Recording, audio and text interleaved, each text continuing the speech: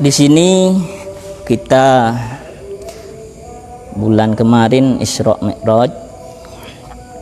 Di dalam sejarah Isra Mi'raj itu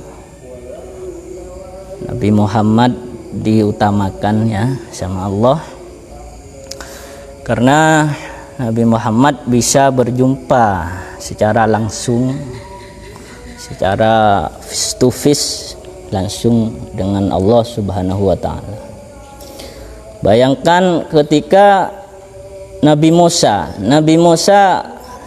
bisa bicara dengan Allah, tapi ketika mau bicara dengan Allah Subhanahu wa Ta'ala, oleh Allah diperintah fakhla'na laik, buka terompamu, buka sandalmu. Ini kan beda, berarti beda dengan Nabi Muhammad yang langsung bisa bertemu secara langsung dengan Allah Subhanahu wa Ta'ala.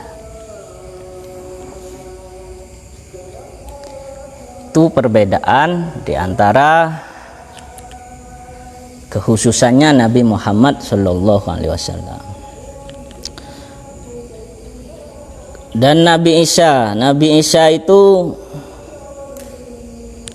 yaitu putranya Siti Maryam karena tidak punya bapak. Di ketika itu Nabi Isa dimuliakan juga sama Allah, diberi pendamping malaikat Jibril. Tapi di dalam sejarahnya Nabi Isa, setelah Nabi Isa ini ada masa yang kosong dari kenabian.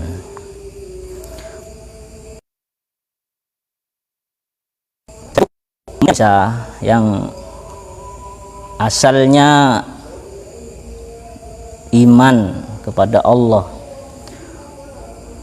sempat rancu, keimanannya hilang, sudah tidak karu-karuan di masa zaman ketika Nabi tidak ada, kosong, kenabian ini kosong, atau disebut zaman fatrah. Di situ sudah goyang semuanya,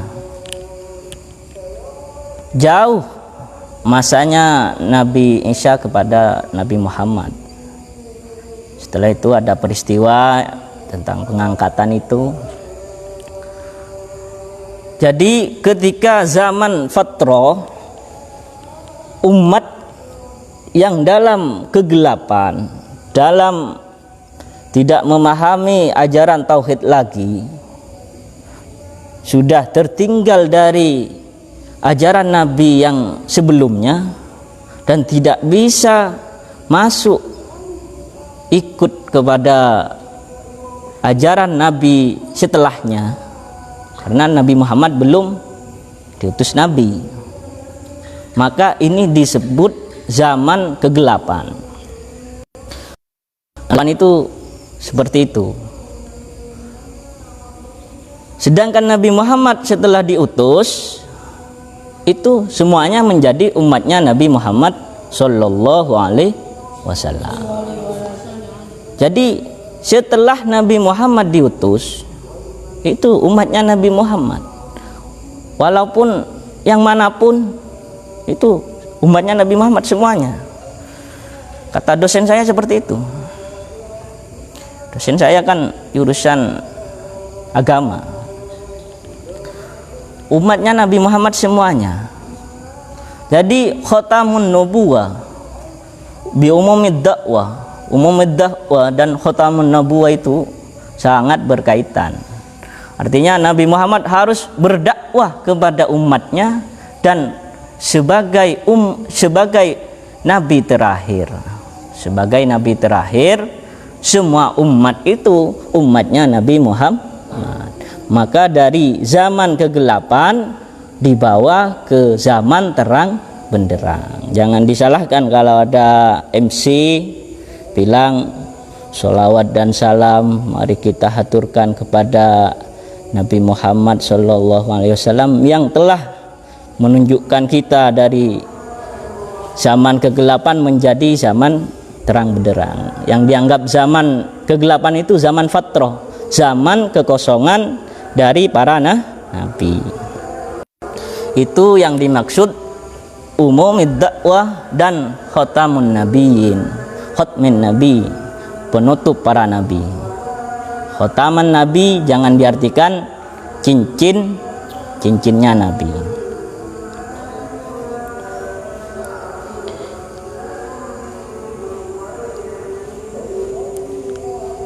Masyarakat Kristen di sini disebut sebagaimana Nasoro. Di situ pernah ada peperangan yang karena tidak mengerti perbedaan antara Nabi Isa dan Nabi Muhammad, sempat diselang zaman fatrah. Sebenarnya setelah zaman fatrah, setelah Nabi Isa itu Nabi Muhammad, harus ikut kepada Nabi Muhammad sebenarnya semuanya. Karena tidak mengerti seperti itu, jadi tetap bersekokoh, tetap mempertahankan keyakinannya yang sampai menganggap Tuhan Nabi Isa, kan kalau gak salah seperti itu. Setelah itu ada peristiwa namanya perang salib. Perang salib itu terjadi sebanyak 8 kali. Bukan persoalan aspek agama sebenarnya, bukan persoalan Islam dan Kristen, bukan. Tapi persoalan merebut kekuasaan.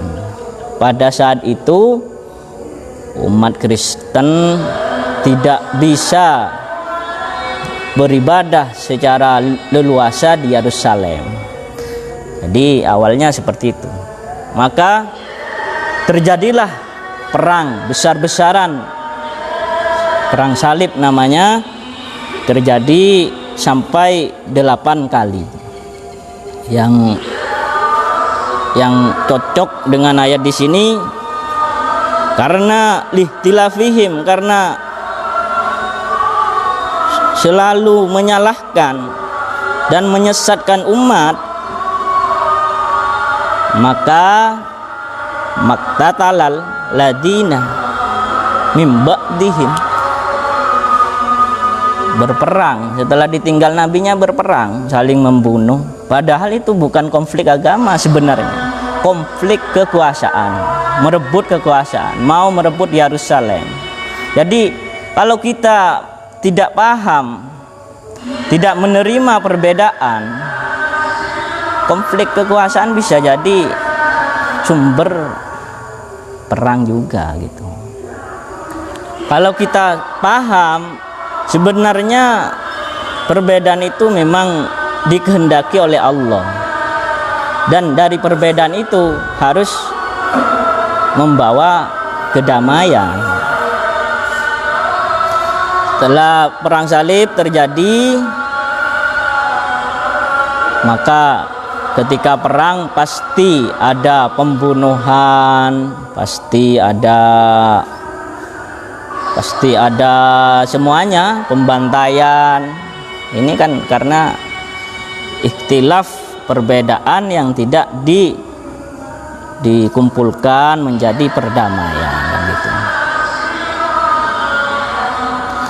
Terus akhirnya maka sampai sekarang orang ada yang iman dan orang ada yang kafir. Kesimpulannya seperti itu. Artinya faminhum man amana wa minhum man kafar. Sangat benar yang diungkapkan oleh surat Al-Kafirun, lakum dinukum waliyadin. Lakum dinukum waliyadin. Agamamu, agamaku, agamaku.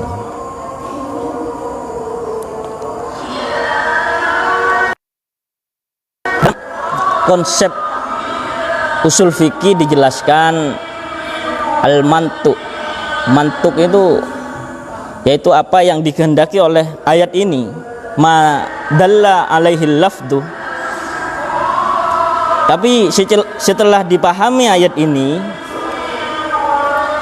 maka kita harus paham bahwasanya mafhum, ada yang tersurat dan ada yang tersirat.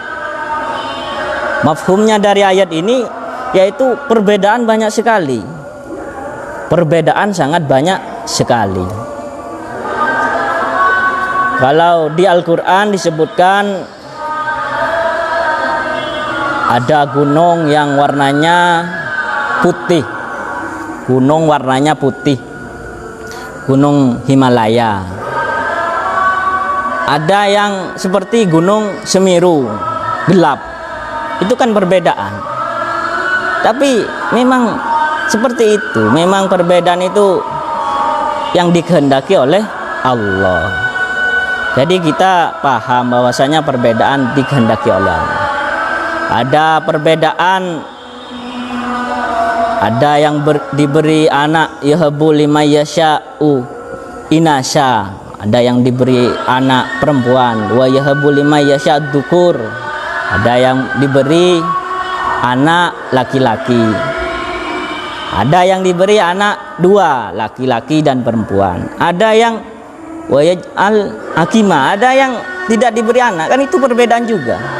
Apakah dari perbedaan kita akan meniru umat yang dulu yang tidak mengerti sebenarnya perbedaan itu menuju kedamaian?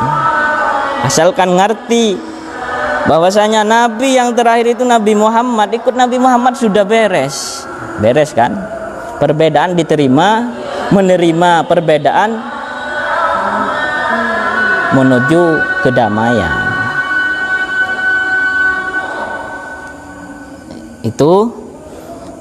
Dan juga di masyarakat menyikapi perbedaan ini, ujung-ujungnya ada yang metu, ada yang misu, ada yang metu, ada yang misu. Itu kan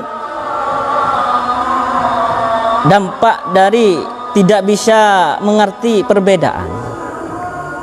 Metu, waduh, metu. Kalau ilmu metu tidak usah belajar, ilmu misu tidak usah belajar. Tapi metu dan misu itu harus jangan sampai menjadi pertengkaran yang serius atau menjadi pembunuhan yang serius. Karena terus terang untuk menghilangkan misu, menghilangkan metu itu tidak bisa, karena dikehendaki oleh Allah Subhanahu wa ta'ala. Tapi itu bukan dari Allah kalau jelek. Kalau jelek dilarikan kepada dirinya sendiri. Yang baik itu gimana? Tahu ini perbedaan, asyumtu assalamah, diam. Ketika sudah tahu ini perbedaan yang dikehendaki oleh Allah, ya diam, bukan metu, bukan misu. Saya dari tadi ingat kata-kata Kiai Haji Abdurrahman Wahid, Allahumma firlahu.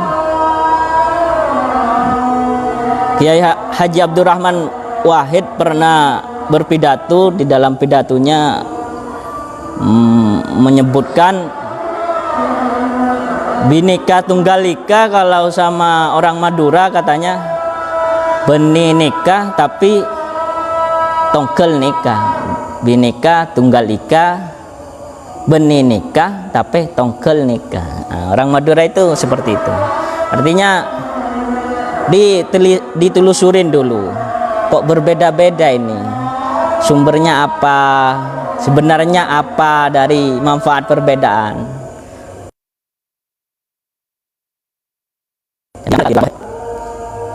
Menyebutkan Bhinneka Tunggal Ika, kalau kata orang Madura benih nikah tongkel nikah. Artinya bukan ini, tapi dicari dari jalan yang sini kembali ke sini juga gitu.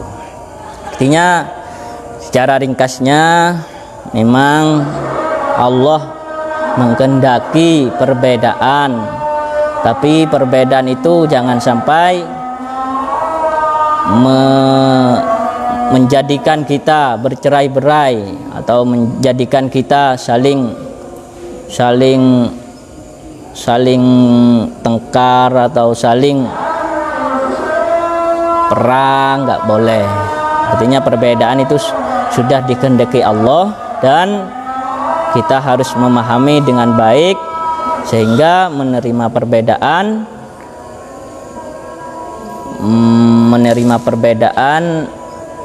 menjemput perdamaian atau kedamaian. Menerima perbedaan dan menjemput kedamaian, itu aja. Mungkin dari saya, dari kajian tafsir ini untuk malam hari ini saya anggap cukup. Semoga ada hikmahnya. Wabillahi taufiq hidayah. Wassalamualaikum warahmatullahi wabarakatuh.